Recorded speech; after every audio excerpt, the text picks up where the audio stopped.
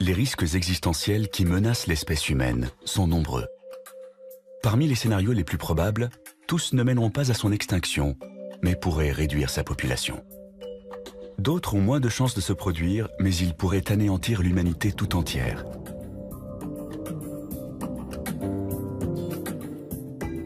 Dans notre liste des 10 scénarios pour une fin du monde au XXIe siècle, nous avons classé les dangers naturels de la 10e à la 6e place.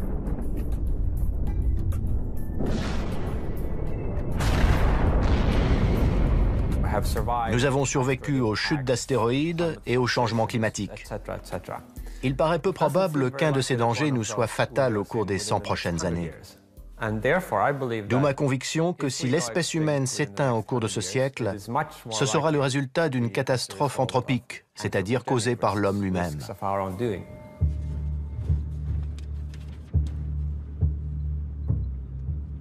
De loin, Pripyat ressemble à n'importe quelle ville en béton construite en Ukraine dans les années 1970. Mais dès qu'on s'approche, le tableau change.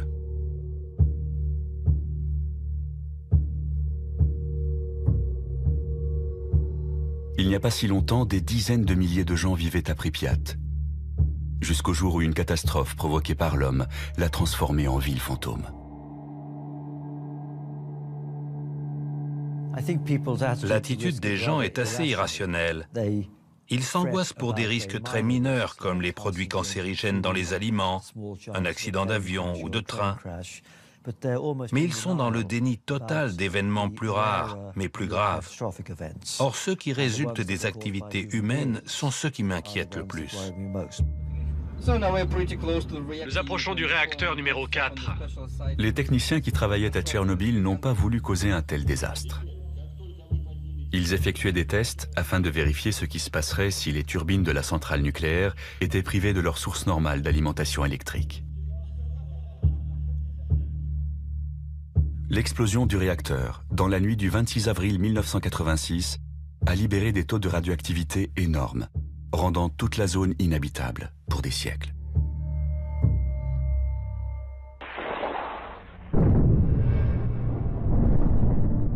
Se pose alors la question, serions-nous capables de provoquer un accident encore plus grave? Une catastrophe telle que l'humanité serait anéantie. Ce n'est pas une hypothèse délirante de dire que l'humanité va s'éliminer elle-même au cours de ce siècle. Je ne le souhaite pas, mais je prends en compte objectivement la puissance des technologies mises au point et le manque de fiabilité des hommes qui les conçoivent et les utilisent. Il y a une probabilité réelle pour que l'histoire de l'humanité prenne fin au cours de ce siècle. La seconde moitié de notre liste des scénarios de fin du monde recense ce qui pourrait résulter d'actions humaines.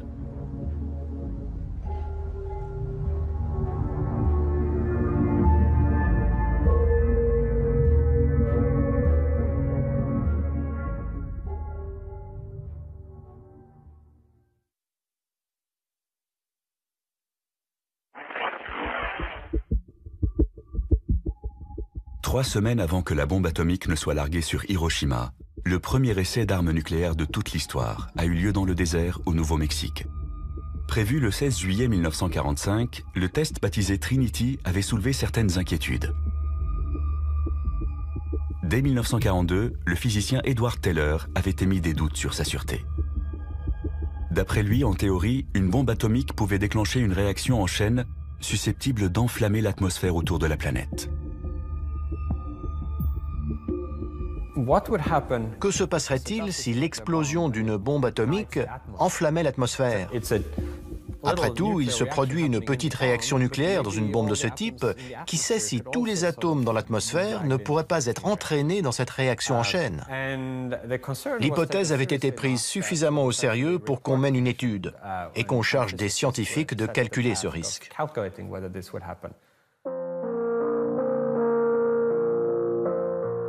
Aujourd'hui, les spécialistes savent dans quelles conditions un tel scénario pourrait se réaliser. Mais en 1945, les conséquences physiques de l'essai étaient mal connues et on ne pouvait pas écarter cette éventualité. Malgré tout, l'expérience a été réalisée.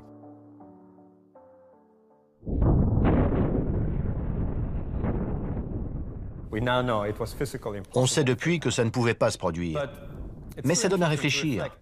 Jusqu'à quel point pouvons-nous nous fier à nos calculs? Peut-on miser l'avenir de l'humanité sur leur exactitude?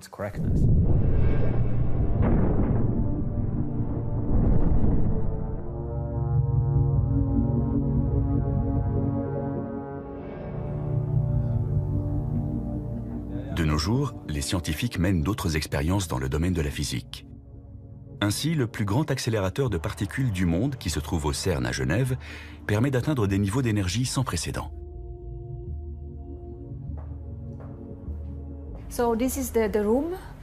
C'est dans cette pièce que nous enregistrons les données utiles obtenues par la collision des deux faisceaux du LHC.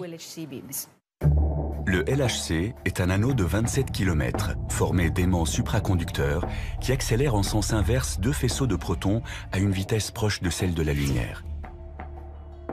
Les nouvelles particules créées lors de la collision devraient nous aider à comprendre la formation de l'univers. Ces images ont été filmées le 30 mars 2010, jour où le LHC a établi un nouveau record.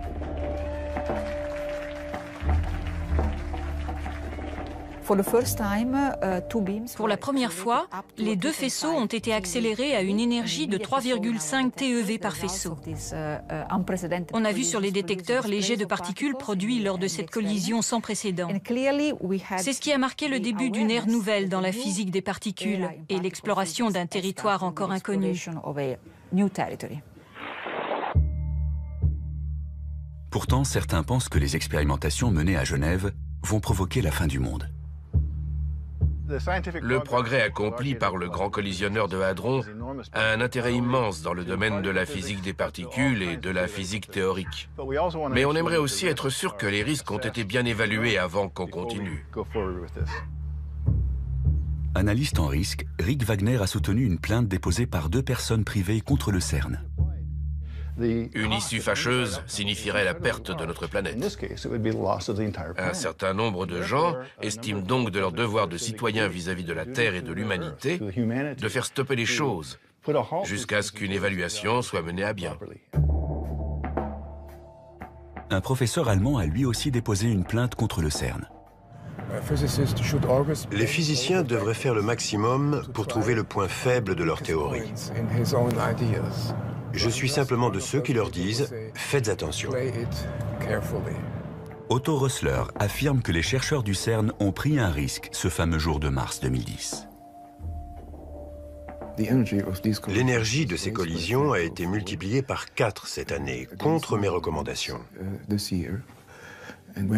Si elle atteint les niveaux prévus, d'après mes calculs, il y a un risque de 8% pour que la Terre, comment dire, rétrécisse, jusqu'à ne plus faire que 2 cm de diamètre dans quelques années.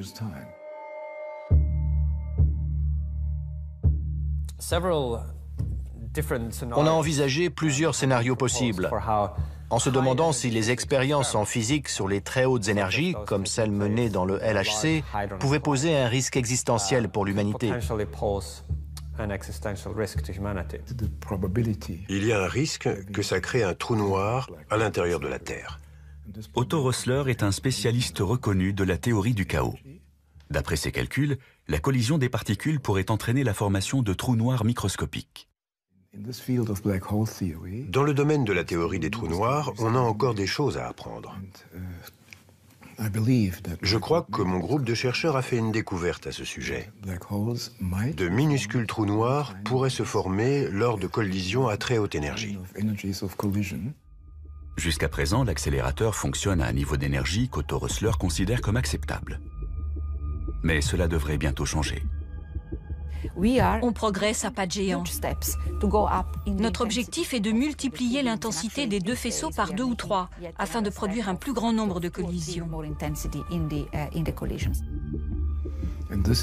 C'est bien ce qui m'inquiète justement, parce que d'après mes résultats, il y a une probabilité non nulle pour que ça provoque une catastrophe. Les trous noirs sont des objets de l'espace dont le champ gravitationnel est si puissant que même la lumière ne peut s'en échapper. D'après les spécialistes, le centre des galaxies est occupé par des trous noirs massifs. Et les étoiles massives s'effondrent pour former des trous noirs de taille moyenne lorsque leur carburant est épuisé. Mais en théorie, il pourrait exister des trous noirs infiniment petits. Si c'est le cas, les expériences menées à Genève pourraient en créer un. Fabiola Gianotti le reconnaît, c'est justement un des buts des chercheurs. La création de micro-trous noirs serait une découverte très importante. On y tient beaucoup. On pourrait produire ces particules à condition qu'il existe des dimensions spatiales supplémentaires, des dimensions microscopiques. Dans ce cas, la fabrication de micro-trous noirs serait possible, mais comme ils s'évaporeraient instantanément, ça n'engendrerait aucun risque. Pour Otto Rössler, au contraire, ces trous noirs artificiels posséderaient des propriétés différentes de ceux qu'on trouve dans l'espace. Le résultat de mes calculs montre qu'ils ne disparaîtront pas. S'ils sont assez lents pour rester à l'intérieur de la Terre, ils finiront par la dévorer de l'intérieur. Reste à savoir combien de temps cela prendra. Si l'on en croit le scénario d'Otto Rössler, un trou noir artificiel traverserait le champ magnétique de confinement de l'accélérateur de particules. Sous l'effet de la gravité, le trou noir serait attiré au centre de la Terre, où il grossirait en absorbant les atomes autour de lui, d'abord lentement, puis de plus en plus vite. Il aurait les caractéristiques d'un quasar. Il produirait 2 jets d'énergie dans 2 directions opposées qui finiraient par fuser de la Terre. C'est là qu'on se rendrait compte de la présence de cette machine qui finirait par avaler la Terre de l'intérieur plus ou moins rapidement.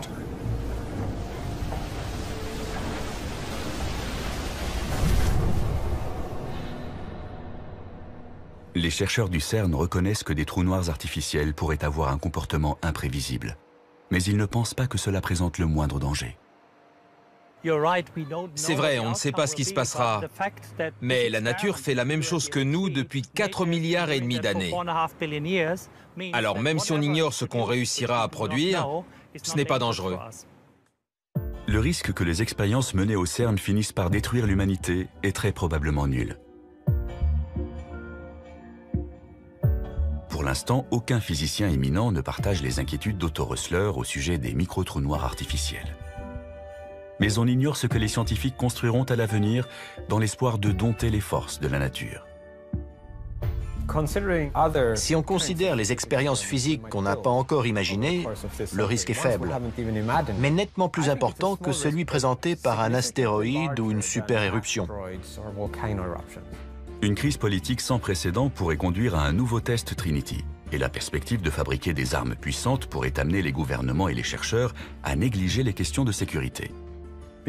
Comme c'était la guerre et que les avantages potentiels étaient immenses, ils ont procédé à l'essai. Ils ont eu de la chance. Mais quand on joue à la roulette russe, on n'a pas toujours de la chance. Sur notre liste des 10 dangers existentiels possibles, les expérimentations risquées occupent la 5e place. Si les expériences dans le domaine de la physique entrent dans la catégorie des menaces théoriques, le scénario suivant est en revanche très concret.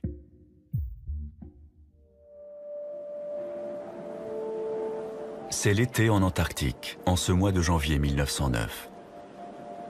Il fait moins 50 degrés et l'explorateur Ernest Shackleton, qui tentait de rejoindre le pôle Sud, a été contraint à l'abandon.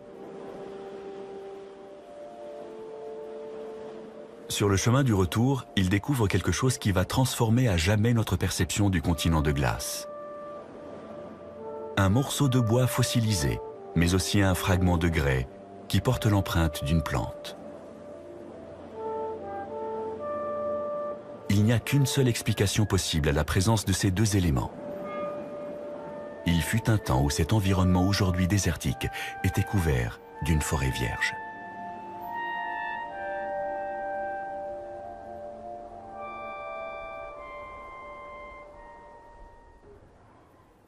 Le climat de notre planète a connu de nombreuses variations, mais à l'époque de Shackleton, cette réalité n'était pas encore bien comprise. La Terre a connu une alternance de glaciation et de périodes beaucoup plus chaudes, comme celle connue sous le nom de maximum thermique du Paléocène-Éocène. La diversité biologique a diminué à cause des températures trop chaudes autour de l'équateur, et les formes de vie ont migré vers les régions polaires. Il n'y avait pas de calotte glaciaire sur Terre. L'Antarctique et le Groenland n'étaient pas recouverts par les glaces. On sait aujourd'hui que l'Arctique et l'Antarctique étaient peuplés de crocodiles et plantés de palmiers. Nous allons maintenant connaître une nouvelle période de réchauffement. Mais cette fois, c'est nous qui en sommes la cause. On joue avec le matériau vital de la planète. On fait des expériences sur la Terre, sur nous et sur tous les autres organismes vivants. Mais on ne sait pas combien de temps on a avant qu'il ne soit trop tard. 10 ans ou un siècle? Tous les signes du réchauffement climatique sont là. Et pratiquement tous les climatologues s'accordent à dire que les changements auront des répercussions graves. Le rapport du GIEC de 2007 a confirmé tous les rapports des années précédentes.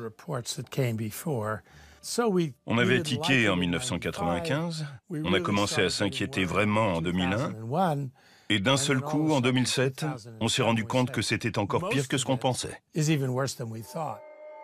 On ignore jusqu'à quel point la situation risque de se dégrader.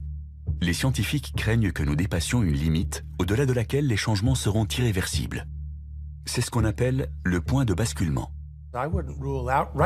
Dans l'état actuel des choses, je n'exclus pas que la fonte des glaces qu'on enregistre au Groenland ait déjà créé une situation irréversible. Mais on ne s'en rendra pas compte avant 25 ou 50 ans. Une fois que la machine est lancée, on ne peut plus l'arrêter. C'est le point de basculement. Les études paléoclimatiques ont montré que nous allons peut-être connaître une hausse brutale des températures mondiales. Il y a 55 millions d'années, à l'époque où les fossiles retrouvés par Ernest Shackleton se sont formés, le même scénario s'était produit. Il y a eu un réchauffement relativement rapide, peut-être autant que celui que nous avons déclenché en émettant plus de CO2 dans l'atmosphère. On associe généralement l'effet de serre avec la petite molécule de dioxyde de carbone. Pourtant, il existe d'autres gaz à effet de serre. Par exemple, le méthane, 20 fois plus nocif. Les chercheurs pensent que le réchauffement qui s'est produit il y a 55 millions d'années est dû à une hausse brusque des concentrations de ce gaz dans l'atmosphère. Les climatologues craignent que nous n'atteignions le point de basculement dans les régions où des dégagements de méthane peuvent se produire.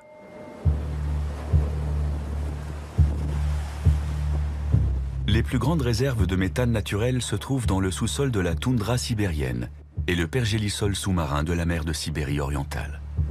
C'est également cette zone qui connaît actuellement l'augmentation de température la plus notable. L'association des deux n'augure rien de bon.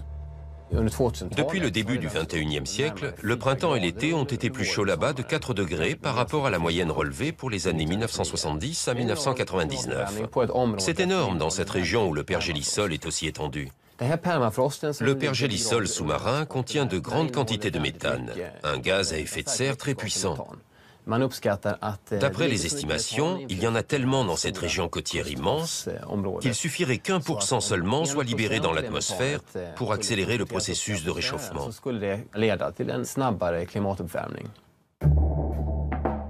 Örjan Gustafsson a pris part récemment à une expédition dans la mer de Sibérie orientale. Jusqu'à présent, on pensait que le pergélisol retenait le méthane captif au fond de l'eau. Mais le professeur Gustafsson a constaté que ce n'était plus le cas. On a effectué des milliers de prélèvements à différents endroits de cette zone. On s'est aperçu, contrairement à ce qu'on pensait avant, que le méthane s'échappait du sous-sol sur près de la moitié de ce territoire. La quantité de méthane émise dans l'atmosphère équivaut à 8 millions de tonnes chaque année. Personne ne peut dire à quel moment le point de basculement sera franchi, ce qui libérera des quantités phénoménales.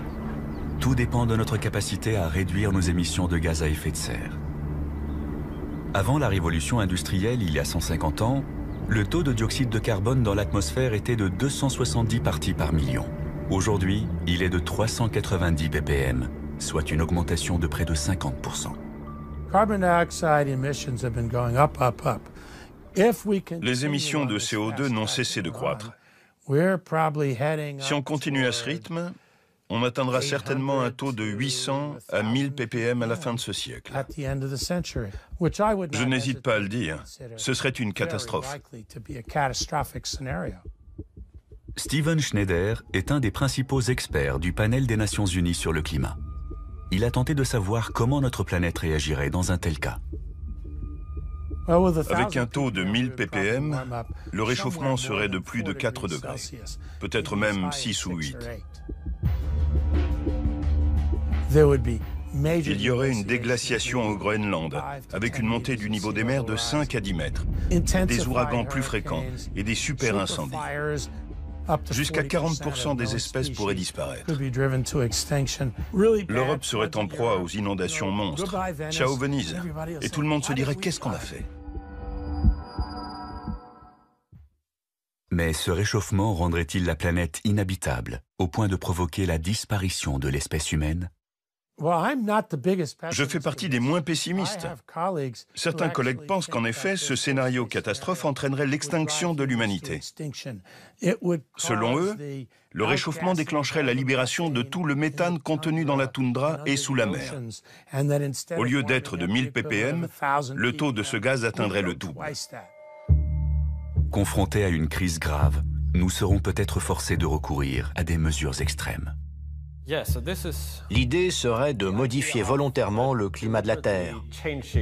Par exemple, en injectant de la suie dans l'atmosphère ou en mettant sur orbite des miroirs qui intercepteraient une partie de la lumière du Soleil.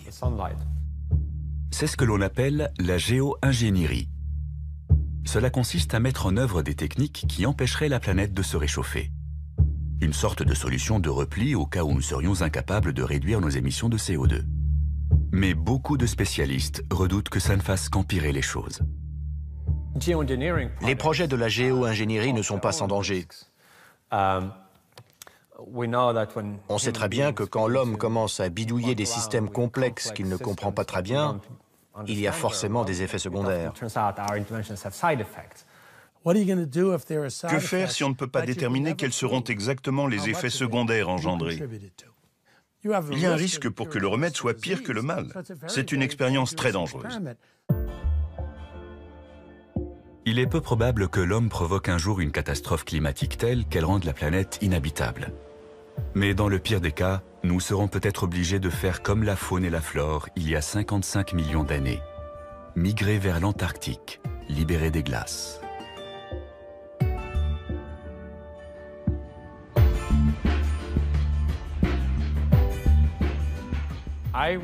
Je dirais que le risque est plus élevé que tous ceux que nous avons examinés précédemment.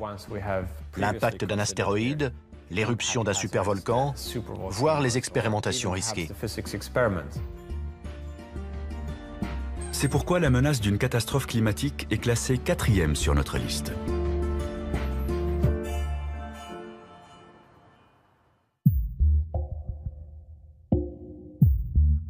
Dans un passé récent, aucun risque n'a été aussi réel que le suivant.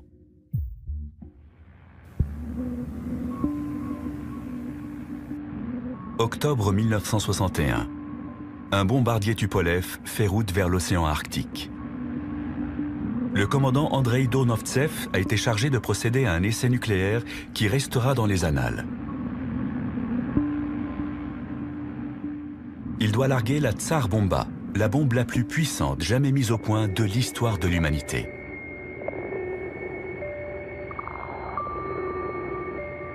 « 50 mégatonnes, l'équivalent de 3000 fois celle d'Hiroshima.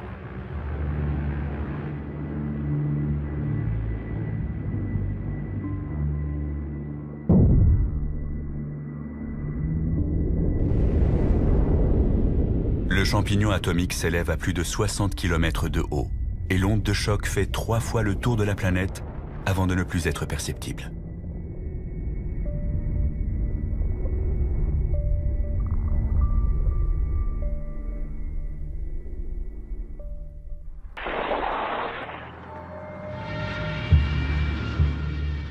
Cet essai a lieu au plus fort de la guerre froide, 6 mois après l'affaire de la baie des Cochons et 1 an avant la crise des missiles à Cuba. Des événements qui auraient pu déboucher sur une 3e guerre mondiale. Dans les années 1970, il y avait plus de 70 000 armes nucléaires dans le monde. Aujourd'hui, cet arsenal est sensiblement plus modeste, mais il reste encore des milliers de missiles américains et russes. Il suffirait d'appuyer sur un bouton pour déclencher l'apocalypse. Ce point représente la puissance explosive cumulée de toutes les bombes larguées pendant la Seconde Guerre mondiale, entre 2 et 3 mégatonnes et 15 millions de victimes. Tout le reste, c'est la puissance explosive de l'ensemble de l'arsenal nucléaire aujourd'hui. On pourrait croire qu'en cas de guerre nucléaire, le principal danger viendrait de cette puissance et des niveaux de radioactivité mortels. En réalité, les répercussions les plus graves seraient causées par autre chose. Une bombe nucléaire, c'est un petit bout du Soleil sur Terre pendant une fraction de seconde. L'éclat est tellement brillant qu'il agit comme une allumette et brûle absolument tout dans un rayon d'une dizaine de kilomètres. La fumée de ces incendies resterait dans l'atmosphère pendant de nombreuses années. Ça bloquerait la lumière du Soleil et le refroidissement et l'obscurcissement provoqueraient alors un bouleversement climatique. Le fracas des bombes s'est tu. Dans le silence, un nuage s'élève dans le ciel. Les travaux d'Alan Robock montrent que l'arsenal atomique actuel suffirait à causer un hiver nucléaire. Voilà le nuage de fumée et sa distribution dans l'atmosphère. Les vents le pousseraient autour du globe et en l'espace de 2 semaines, toute la planète serait touchée. Peu importe la direction que prendrait la fumée, elle serait distribuée par les vents sur presque toutes les zones habitées en 15 jours.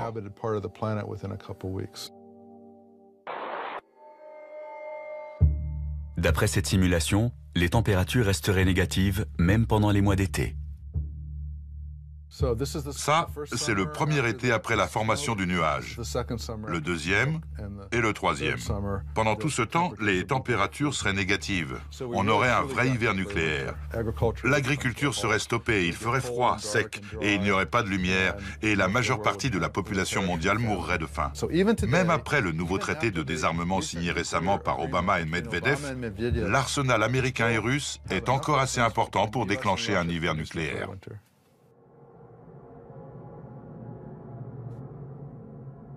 La guerre froide a pris fin au début des années 1990 et la situation politique est nettement moins tendue. Mais on ne peut pas pour autant écarter l'éventualité d'un nouveau conflit. Il ne faut pas se faire d'illusions. Ce n'est pas parce que la guerre froide s'est terminée sans incident nucléaire que nous sommes à l'abri de ce danger.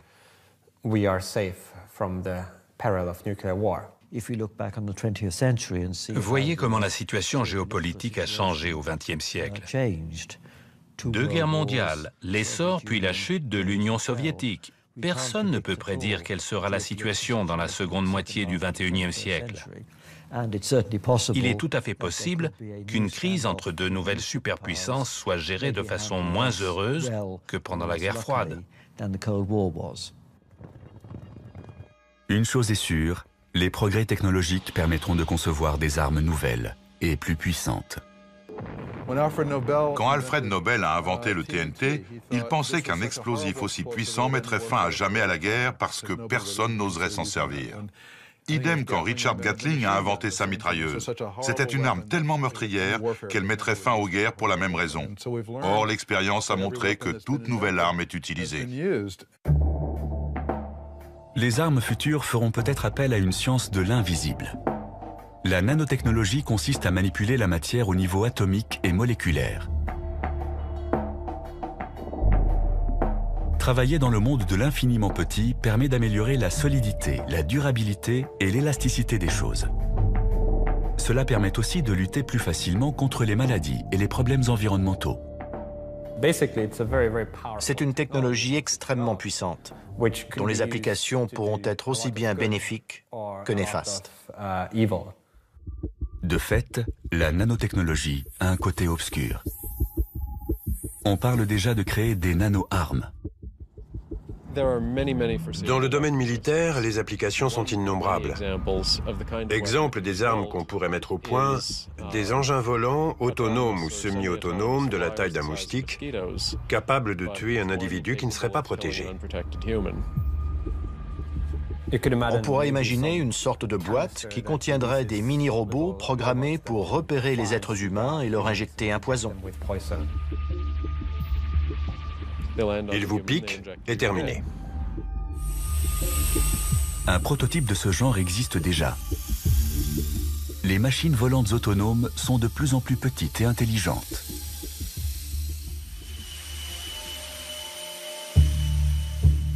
Les pires scénarios sont envisageables. On peut aussi imaginer des machines microscopiques qui se comporteraient comme des bactéries. Elles détruiraient toutes les ressources naturelles et proliféreraient de manière incontrôlée.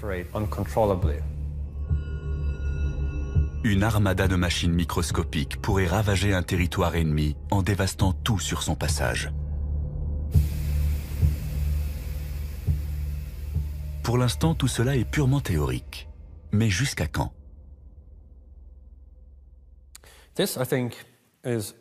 C'est l'un des principaux risques existentiels qui nous menacent. Pour le moment, il est de zéro, car nous ne disposons pas d'armes nanotechnologiques susceptibles de mettre l'humanité en danger. Mais ce sera un risque à l'avenir.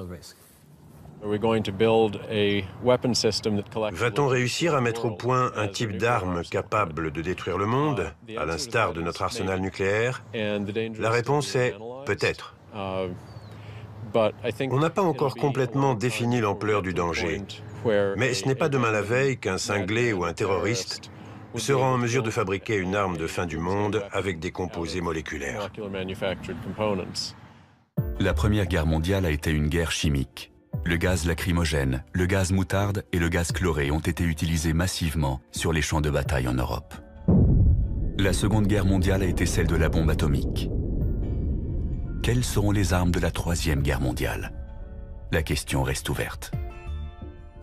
Einstein a dit un jour « Je ne sais pas quelles armes seront utilisées pendant la Troisième Guerre mondiale, mais la quatrième se réglera à coups de pierre et de bâton. » C'est une catégorie qui englobe des risques spécifiques et différents. Armes nucléaires, armes nanotechnologiques, armes qui n'ont pas encore été inventées. Et de fait, la probabilité qu'une guerre déclenche une catastrophe existentielle est assez élevée.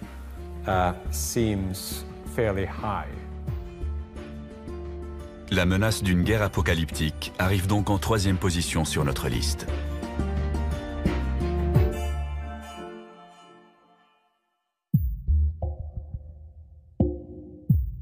La deuxième place est occupée par un danger qui relève encore du domaine de la science-fiction.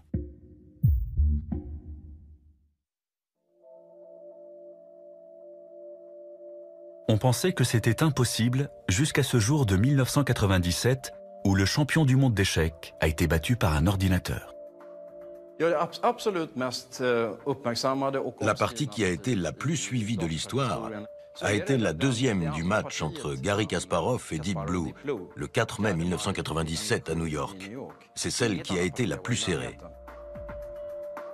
Au cours de cette deuxième partie, le superordinateur Deep Blue joue un coup qui prend le champion totalement au dépourvu. Pour répliquer, celui-ci prépare alors un piège, certain que l'ordinateur va tomber dedans. Kasparov a utilisé cette variante pour obliger l'ordinateur à prendre son pion. Après avoir étudié le jeu, il s'était dit « Je vais lui proposer un petit œuf de Pâques, il sera content ». Mais la machine ne se comporte pas comme ses adversaires habituels. Après 2 minutes de calcul, Deep Blue joue un coup qui va causer la perte du champion. Au 37e coup, l'ordinateur refuse. « Non merci, je n'ai pas faim pour l'instant, je le garde pour plus tard ». Il n'a pas l'intention de manger rapidement toutes les pièces de son adversaire. Au lieu de ça, il opte pour une stratégie à long terme. Le coup 37 est complètement inattendu. Plus tard, Kasparov dira que la machine semblait avoir fait preuve d'intelligence humaine.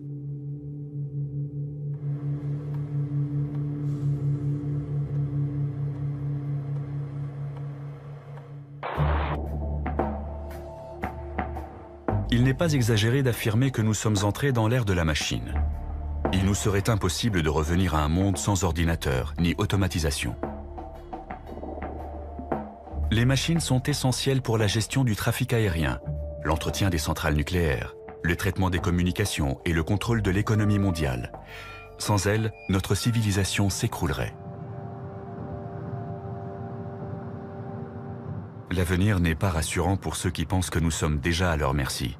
Elles vont devenir omniprésentes et seront de plus en plus perfectionnées.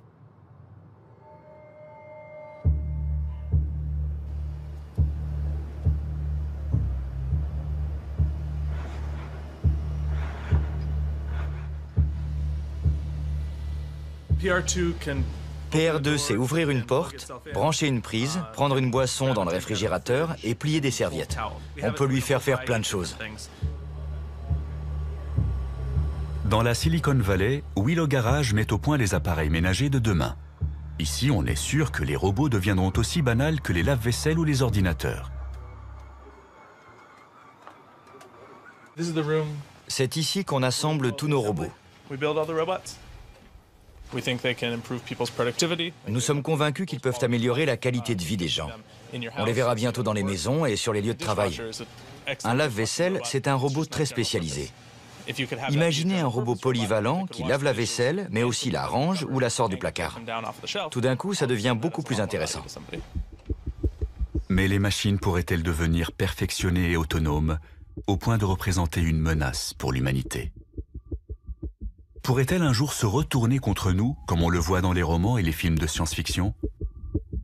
Aujourd'hui, les robots en sont encore au premier balbutiement. Ils ont tout juste appris à marcher, mais on devine déjà de quoi ils seront capables à l'avenir. On les imagine aisément manipulant une arme, et plus seulement une boisson ou un ballon.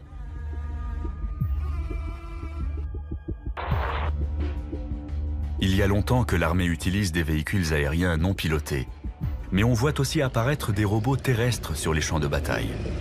Devant la banalisation des robots militaires, il a même fallu organiser des conférences afin d'évoquer les problèmes éthiques liés à leur utilisation en temps de guerre. Les gens ne se rendent pas compte qu'il y en a autant. On en avait très peu en 2001, mais aujourd'hui, il y en a quelques 7000 déployés en Afghanistan et en Irak. Certains sont utilisés pour la surveillance et la manipulation d'engins explosifs. Là-dessus, rien à dire. Ce qui nous gêne, c'est l'utilisation de ce que l'on appelle des plateformes armées, c'est-à-dire de robots de combat. L'armée américaine en a acheté 1700. Ils sont télécommandés, mais peuvent aussi fonctionner de façon complètement autonome. Lorsqu'ils repèrent un objectif, ils calculent une solution de tir en une fraction de seconde. Puis ils attendent, pour l'instant du moins, qu'un humain leur donne l'ordre d'agir.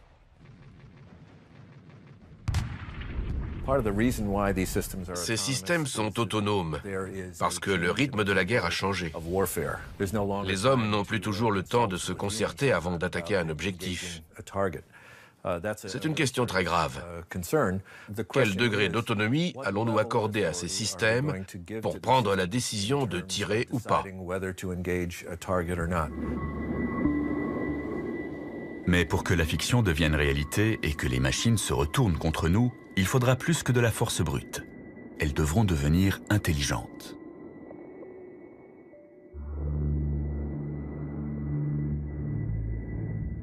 La communauté scientifique est divisée sur la question. Est-il possible de créer une intelligence artificielle, ou IA? Ben Goertzel est convaincu que les machines vont non seulement atteindre notre niveau, mais nous dépasser. Il y a 99% de chances pour qu'à la fin du 21e siècle, l'IA soit nettement plus intelligente et puissante que les humains. Ce n'est plus nous qui commanderons sur Terre. Une stratégie de recherche révolutionnaire a fait naître l'espoir chez les partisans de l'IA. Des scientifiques tentent de créer une version numérique du cerveau humain. Synapse par synapse, cellule par cellule, le cerveau est converti en 1 et en 0. Si l'expérience réussit, cet esprit numérique pourrait s'avérer plus performant que son équivalent biologique. Un esprit numérique peut surpasser un cerveau humain dans de nombreux domaines. Il peut être plus intelligent et plus respectueux de l'éthique que l'homme. Il peut aussi être davantage capable de se corriger et de s'améliorer. Une machine super intelligente pourrait gérer les procédures à l'échelle mondiale bien plus efficacement que nos systèmes informatiques actuels. Mais la collaboration avec des machines est peut-être un pari dangereux.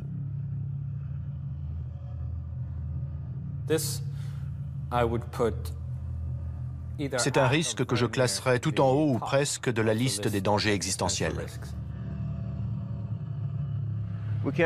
C'est un scénario qu'on ne peut pas écarter. On va peut-être créer une IA dans un but utile pour s'apercevoir au final qu'on s'est trompé.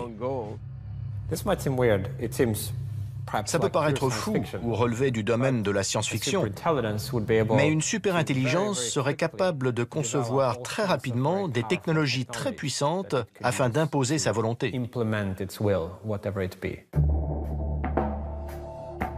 Il y a un risque pour qu'un esprit numérique se retourne contre nous sans que nous soyons assurés de pouvoir l'arrêter à temps. On pourrait se dire, s'il commence à déraper, on le débranchera. Mais c'est justement une réaction qu'une superintelligence sera en mesure d'anticiper. Elle considérera ce scénario comme une manière de l'empêcher d'atteindre son objectif et fera ce qu'il faut pour l'éviter. Elle pourrait, par exemple, s'introduire dans le réseau Internet de façon à envoyer un peu partout des copies d'elle-même, ou prendre le contrôle d'engins robotisés pour s'emparer du pouvoir. Au cas où nous ne serions pas d'accord avec son objectif, l'IA pourrait se servir des robots du futur pour nous empêcher d'appuyer sur le bouton arrêt. Et si nous prenions les armes, elle pourrait décider que la solution la plus simple serait de se débarrasser de nous.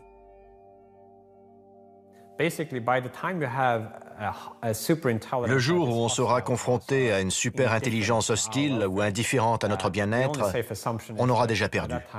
C'est une certitude. C'est pour ça que la première qu'on fabriquera devra être une super-intelligence amicale. Comme avec toutes les autres catastrophes existentielles, on n'aura pas droit à un deuxième essai. Il ne faudra pas se tromper.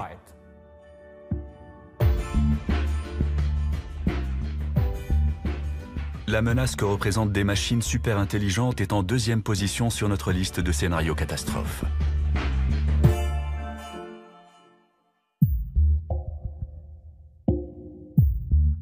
Et voici maintenant le numéro 1.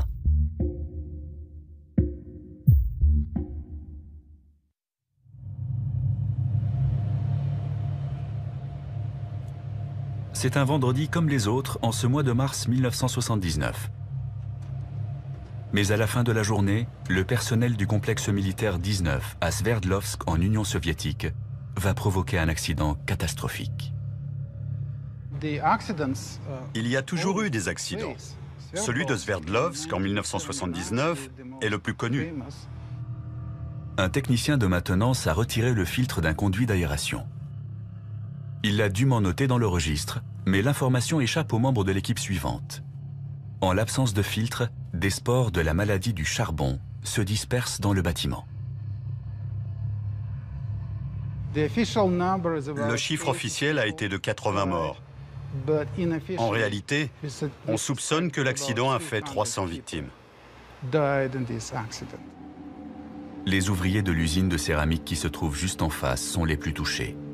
La plupart de ceux qui travaillaient ce jour-là décèdent en l'espace d'une semaine. Rétrospectivement, on a appelé cet accident le Tchernobyl biologique.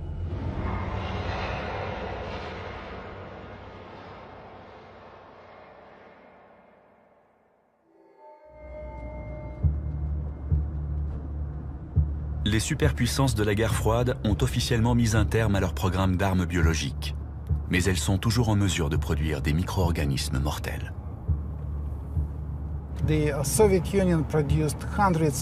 L'Union soviétique a fabriqué des centaines de tonnes d'armes biologiques, croyez-moi. De quoi tuer toute la population mondiale. En se fondant sur cet exemple, on peut penser qu'un pays doté de ressources modérées serait capable de produire une quantité importante d'armes de ce type. Entre 1976 et 1986, cet homme était responsable du laboratoire secret soviétique Vektor à Novosibirsk. On a tenté de modifier des virus en introduisant des fragments synthétiques d'ADN dans leur matériau génétique. L'idée était de les rendre plus puissants, d'en faire des tueurs dotés d'une plus grande virulence. Le laboratoire de Sergueï Popov a mis au point une nouvelle souche de la peste qui résiste aux 10 antibiotiques les plus utilisés, ainsi qu'un virus de la variole particulièrement ravageur.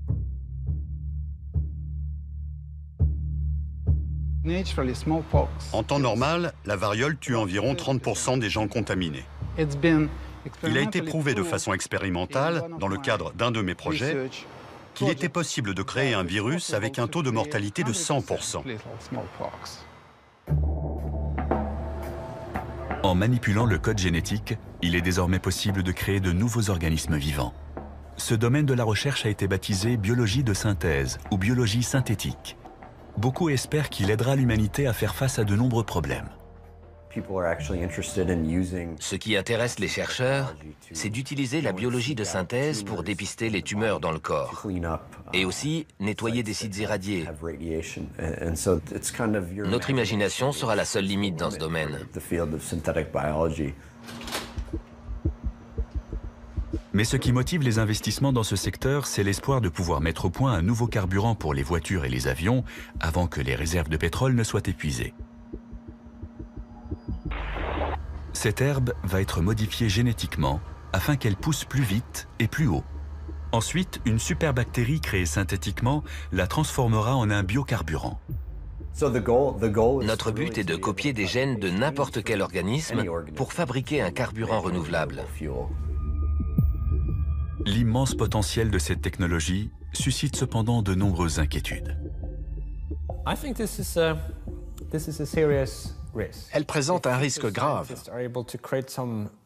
Imaginons que des scientifiques soient en mesure de créer des organismes qui finissent par évincer les formes de vie naturelles.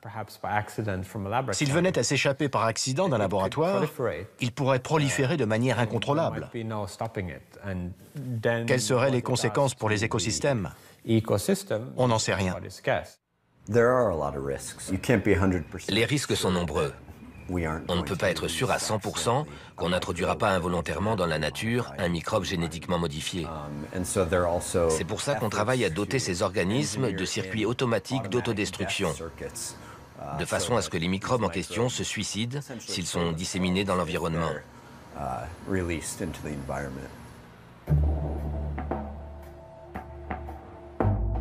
Ce que beaucoup redoutent le plus, ce n'est pas l'éventualité d'un accident, mais une destruction provoquée volontairement. Ces deux hommes ont déclenché une vive polémique en fabriquant un virus dangereux grâce aux techniques de biologie de synthèse. Eckhard Wimmer et Geronimo Cello ont trouvé le génome du virus de la poliomyélite sur Internet.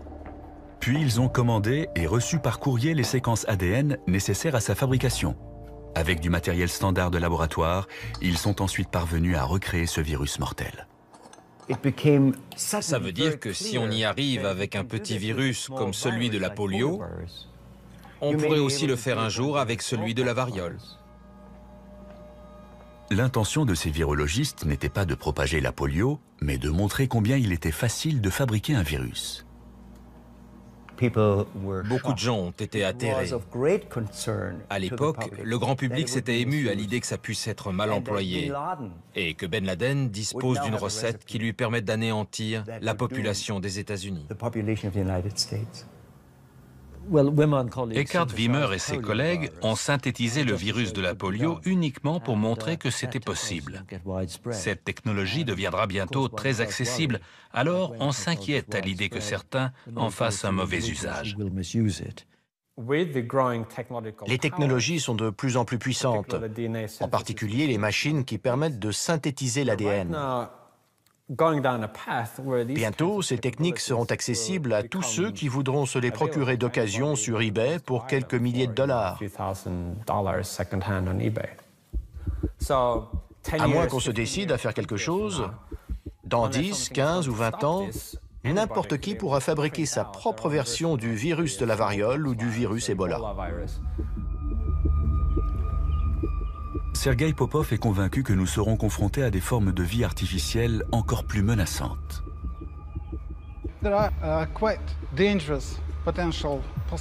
Il y a d'autres hypothèses, comme celle d'une bactérie renfermant un virus. Les deux sont dangereux. Si on s'attaque à la bactérie, le virus continuera à propager la maladie. Et si on s'attaque au virus, on ne sera plus protégé contre la bactérie. C'est un scénario cauchemardesque. Une infection bactérienne doublée d'une infection virale pourrait se solder par une maladie que nous serions incapables de soigner. Les particules en suspension dans l'air sont le mode le plus efficace de transmission d'un agent pathogène. La victime inhale de fines gouttelettes de fluide, et il ne faut qu'une quantité infime pour contaminer un individu. Une attaque biologique pourrait être lancée dans un endroit comme celui-ci. Une rame de métro fonctionne comme une pompe dans un tube. Si on répand une bonne quantité d'agents pathogènes au-dessus des voies, le déplacement des rames les fera se propager le long des tunnels. Ce serait suffisant pour contaminer beaucoup de monde.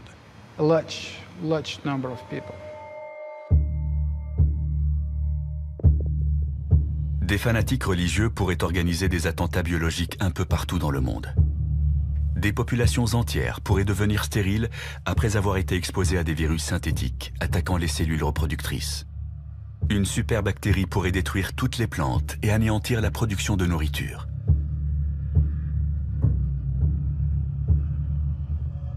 Comme on peut le voir, les scénarios catastrophes dans ce domaine, accidentels ou non, ne manquent pas.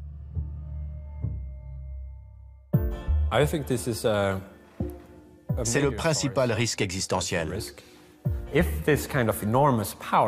Si un tel pouvoir devait devenir accessible à tout le monde, il est évident que certains voudront l'utiliser à des fins de destruction. Les méchants pourraient être n'importe qui. Un État voyou, un groupe terroriste sophistiqué, ou juste un scientifique mal luné. Ce serait difficile à mettre sur pied, mais très franchement, on sait le faire. Au XXIe siècle, la biologie de synthèse apparaît comme la plus grande menace contre l'humanité. Elle arrive donc en tête de nos 10 scénarios de fin du monde.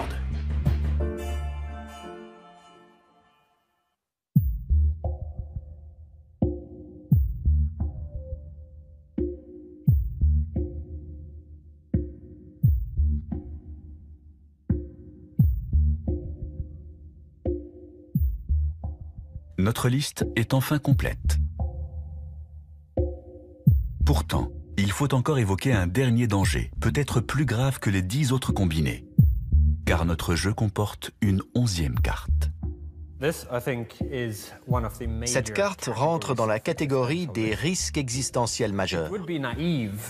Il serait naïf de se dire « ça y est, on connaît enfin les principales menaces ». Il y en a peut-être 2 ou 3 autres, aussi importantes que les armes nucléaires, la biotechnologie, la nanotechnologie et l'IA, et qui restent à inventer.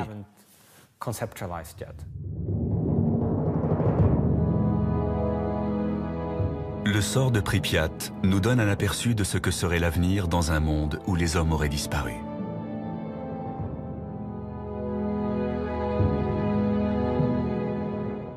Le voyage de l'humanité durera-t-il encore longtemps ?